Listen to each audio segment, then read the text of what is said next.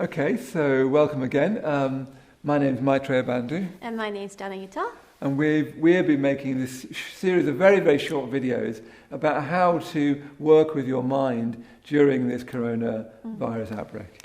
Yes, so in this particular video, we just wanted to focus a little bit on what you're doing with your time, and particularly learning from your experience, and not just learning, but also thriving in this unusual situation that we find ourselves in. Yeah, and it does seem, I mean, one of the things I've been noticing is just how quick it's changed. Yeah. And it makes you feel very uncertain because of the speed of change. But yeah, one of the things that I've been thinking is just how can we not just sort of survive this situation, but actually thrive from it, actually take it as an opportunity to learn and grow. Actually, it's from a Buddhist point of view, it's a really, really good opportunity to learn and grow because you're being confronted with the real matters of your life, mortality, the possibility, the surety of death, and so on. But a lot of people, what can easily happen, especially if the situation goes on, is it's very easy to get depressed, a bit low, and get into a low mood. And I think a big issue is going to be mental health. People cooped up in their flat, driving themselves mad, or quite sometimes other people mad and each other mad. Mental health is going to be a real issue. So the only way to not go down is to go up. The only way to not do something is to do something valuable. It's no good just telling yourself what you shouldn't do. You know what you shouldn't do. You shouldn't be watching unpropitious things late into the night on YouTube. You know, you shouldn't be eating quite so much. You shouldn't be drinking quite as much. You know what you shouldn't do. What we want to really emphasize is some of the things that we could do to really help ourselves.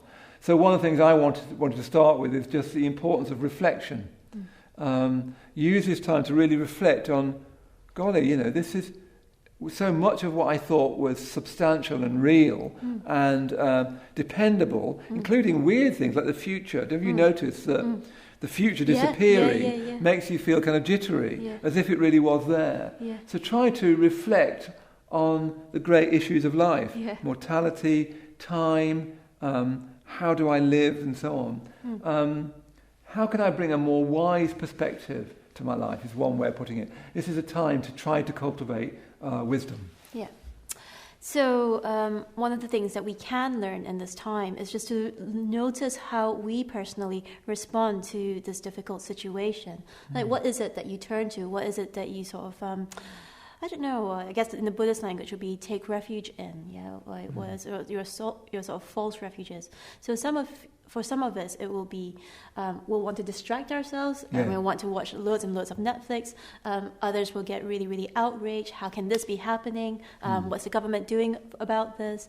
There are others who just go a little bit unconscious and will just get really, really low energy and really, really tired. In a way, the first thing you need to do is just to notice, to clock that this is happening, and in a certain sort of way, just acknowledge that.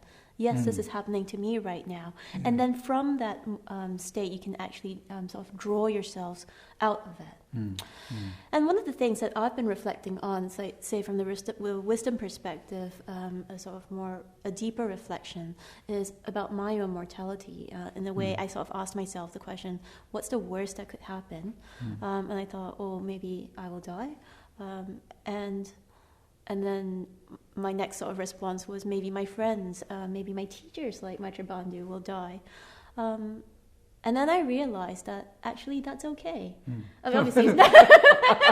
Doesn't feel that okay. But yeah, no, absolutely. I don't particularly feel like I've got any unfinished business. And I feel really in connection with my teachers. I really feel very much in connection with my parents and my friends. I don't have any unfinished business in those relationships. And I know that I love them, and I know that I'm loved by them. Yeah, I think that's a really good point, what you say there about unfinished business. In any kind of situation that's difficult, and death is the difficult, isn't it? We're all moving to that, whether we like it or not. We're going to have to face the difficult in a major way. So let's learn the difficult now, because this is like a trial run in the difficult. But one of the things that shows up is what unfinished business is there. Yes, that's right. Yeah, and sometimes for some of us, it won't be actually about dying. Sometimes for us, like sickness is much more difficult. Yeah, that's true. And even sort of like noticing whether we're easy to look after or difficult to look after. Whether we'll allow ourselves to be looked after. Yeah. Something like that. I mean, the other side of it, though, is to... Because a lot of the time we won't be sick or even very sick at all. The other side of it is, okay, so let's use this time to really thrive. Yeah. Do something really valuable. Read that novel that you've been meaning to read. Yeah. Get out War and Peace. Yeah. Get out Marilyn Robinson's Gilead trilogy. You've got this chance to do some really valuable reading. Yeah. One of the things I've been noticing in my life is I'm doing less and less reading, and I'm a quite bookish kind of person. The glasses. Try and already decide what valuable things could you do. Even give yourself some projects. I want to read that novel. I'm going to listen to Coltrane. I'm going to do yoga. Do my yoga. I'm going to take up whatever it is.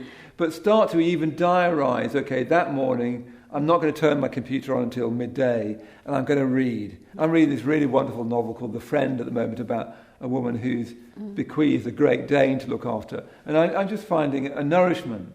So one of the things we really could do in this time is think, okay, I'm actually going to not just do well enough, I'm not going to just survive it, I'm going to thrive from it. Yeah, so I was telling Maitreyabandhu earlier I was going to be working on a particularly difficult yoga posture for the next few months. I jumped from a back bend back into a headstand backwards. So that's what I'm going to be working on. I can't even imagine, never mind do. I might lift a poetry book a bit higher. And I'm also going to be working on brush calligraphy. So I've been learning a new skill. I've got these brush pens, and I'm just learning to make beautiful lettering. So really, really do plan in your creative projects, and I think that's really important, just to have a sense of accomplishment and finishing something, doing something. The other thing that, of course, you could do is just to follow our live stream program of activity. So we've got live meditation classes online. We've got live talks and Buddhist teaching. We've also got live yoga classes running throughout this time when this Buddhist center is closed. And you can participate in those online. We just did our first one, didn't we, last night? And I've never done anything like that before, and I wasn't sure whether there would be any questions or anything, but there are all these really, really good questions and a lovely sense of community, wasn't there? Participation. There's like about 150 people watching last night. That's more than we can actually get into the London Buddhist Centre physically. So that was fantastic. So see if you can thrive and learn. See if you can, as I was saying, the first thing perhaps to do is just check out how do you respond to difficult situations and try and take ownership for that. Actually, I'm just doing that thing I do. I kind of close down, or I get really anxious, or I plan a lot, or I try and think I'm going to save the world in some weird way, or I'm going to write lots of opinions about the government on Facebook.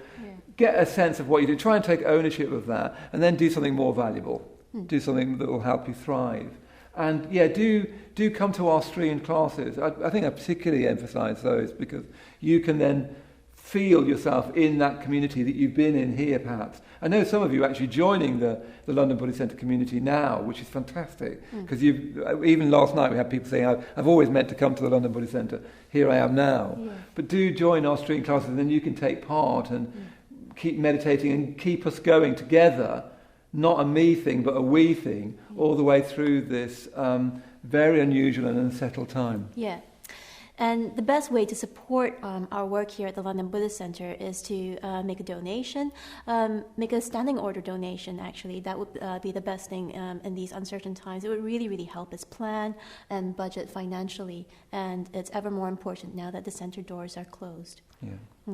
So if you can, do make a donation, and hopefully we'll meet in person one day. And I hope you valued the series, and I hope to meet you here in the Shrine Room of the London Buddhist Centre very, very soon. See you from now. Bye.